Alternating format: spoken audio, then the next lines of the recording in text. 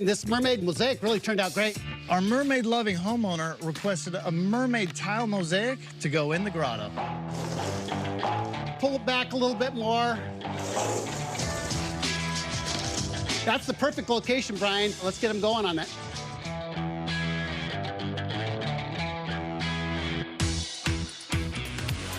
You know what we have inside your mountain?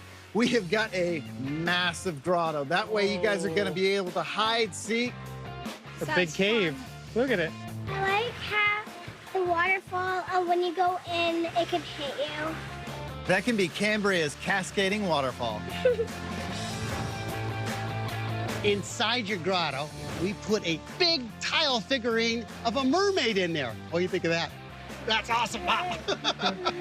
And on top of your grotto, we've got a flat rock for you to jump off of. It's over 5 foot off of that water.